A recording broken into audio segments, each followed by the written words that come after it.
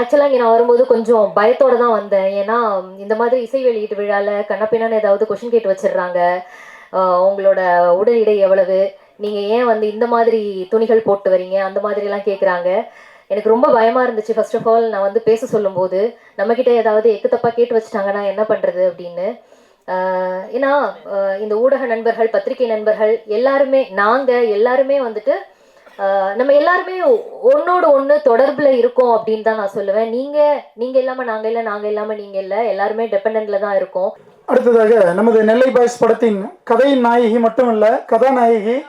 அவங்க பேசுனாங்கன்னா உங்களுக்கு நிகழ்ச்சி வந்து ரொம்ப இன்னும் வேகமாக போகும். அதுக்கப்புறம் கொஞ்சம் ஸ்லோவாக இருக்கக்கூடாதுன்னு தான் அவங்களை கொஞ்சம் தாமதமாக பேசுவதற்கு அழைக்கிறோம். ஸோ கதையின் நாயகி ஹேமா அவர்களை பேசுவதற்காக அழைக்கிறோம். இங்கே இருக்க எல்லாருக்குமே இனிய மாலை வணக்கம். எல்லாரும் சொன்ன மாதிரி ரொம்ப லேட் ஆயிடுச்சு, அதனால நான் என்னோட உரையை ரொம்ப சுருக்கமாக முடிச்சிடுறேன். இங்கே மேடையில் இருக்கிற லோக்சபா எம்பி புரட்சி தமிழர் நம்மளோட தொல் திருமாவளவன் சார் அவர்கள், நான் ரொம்ப பார்த்து வியந்திருக்கேன் அவங்களோட பேச்செல்லாம். நான் வந்து நியூஸ் டிபார்ட்மெண்ட்டில் இருக்கும்போது இவங்களை பற்றி நிறைய நியூஸ் படிச்சிருக்கேன். ஸோ அப்போலேருந்து எந்த ஒரு அரசியல் தலைவர்களும் பார்க்கும்பொழுது ஒரு ஒரு என்ன சொல்கிறது, ஒரு அட்மயர் ஒரு திங் வரும்ல, அவங்கள நேரில் பார்க்கும்போது எனக்கு அப்படி இருந்துச்சு.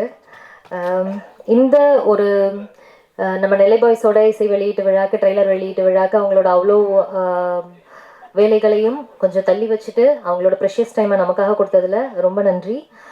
அண்ட் இங்கே வந்திருந்த லைக்கா ப்ரொடக்ஷனோட ஹெட் மிஸ்டர் ஜிகேஎம் தமிழ்குமரன் சாருக்கும், தமிழ் ஃபிலிம் ப்ரொடியூசரோட பிரசிடெண்ட் மிஸ்டர் முரளி சார் அவங்களுக்கும், நம்மளோட தமிழ் இண்டஸ்ட்ரியில் ஒரு மறக்க முடியாத producers K Rajan sir and Kalaippuli S Thanu sir, அவங்க எல்லாருமே இங்கே வந்தது எங்களுக்கு ரொம்ப பெருமை. நெல்லை பாய்ஸ் படத்துக்கு ரொம்ப பெருமை. அவங்கள தவிர இன்னும் நிறைய நல்லுள்ளம் கொண்ட மக்கள் வந்து ஸ்டேஜில் இருக்காங்க. எல்லாருக்குமே ரொம்ப நன்றி. இன்றைய காலகட்டத்தில் வந்து ஒரு சினிமாவை எடுக்கணுங்கிறது வந்து ஒரு பெரிய டாஸ்க். அதை விட அதை வந்து வெளியில் வரணும், ரிலீஸ் பண்ணணும் அப்படிங்கிறது வந்து ரொம்ப ரொம்ப பெரிய டாஸ்க்கு.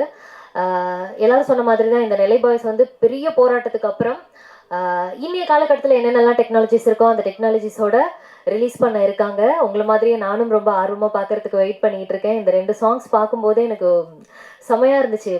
சூப்பராக வந்திருக்கு படம் அப்படிங்கிற ஒரு எண்ணம். இவ்வளோ போராட்டத்தை தாண்டி இந்த படத்தை வெற்றிகரமாக வெளியில் கொண்டு வந்து மக்கள்கிட்ட கொண்டு போய் சேர்க்குற எங்களோட ப்ரொடியூசர் ராஜா சாருக்கு நான் ரொம்ப பெரிய நன்றி தெரிவிச்சுக்கிறேன். ஏன்னா எந்த ஒரு ப்ராடக்ட்டுமே வந்து வெளியில் வந்து மக்கள் பார்த்தா தான் அந்த ப்ராடக்ட்டுக்கு வேல்யூ அப்படிங்கிறதுனால. அதுக்கப்புறம் எங்களெல்லாம் ரொம்ப அழகாக இயக்குன எங்களோட இயக்குனர், ரொம்ப நன்றி கமல்ஜி. அதுக்கப்புறம் என்னோட ஒர்க் பண்ண கோ ஆர்டிஸ்ட், என்னோட க்ரூ எல்லாருக்குமே ரொம்ப நன்றி. ரொம்ப அழகாக வந்து மியூசிக் போட்டிருக்காங்க மியூசிக் டைரக்டர் அண்ட் நம்மளோட லிரிசிஸ்ட் அவங்களுக்குமே, மதன்குமார் அவங்களுக்குமே ரொம்ப பெரிய நன்றி. எந்த ஒரு டைரக்டருமே வந்துட்டு ஒரு கதை, ஒரு கான்செப்டை எடுத்துகிட்டு போகும்போது அந்த கதையை வந்துட்டு ஒரு காம்ப்ரமைசேஷன் இல்லாமல் அவங்க எடுத்துகிட்டு போன கதையை அப்படியே வெளியில் விடுறாங்க. அப்படிங்கும்போது தான் அந்த டைரக்டருக்கு வெற்றின்னு நான் நினைக்கிறேன். அதை வந்து கமல்ஜி பண்ணியிருக்காங்க அப்படின்னு நான் யோசிக்கிறேன்.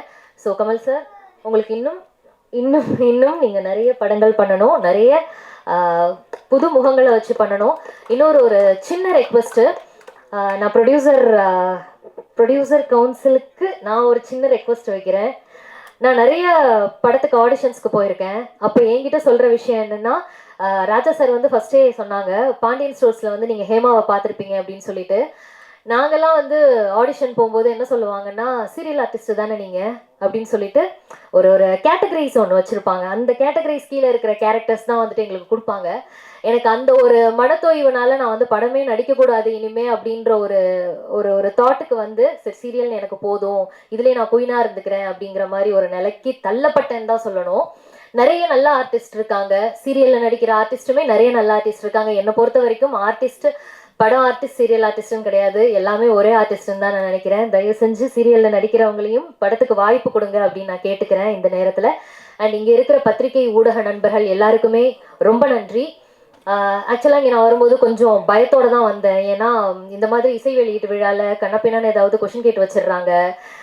உங்களோட உடல் எடை எவ்வளவு, நீங்கள் ஏன் வந்து இந்த மாதிரி துணிகள் போட்டு வரீங்க, அந்த மாதிரிலாம் கேட்குறாங்க.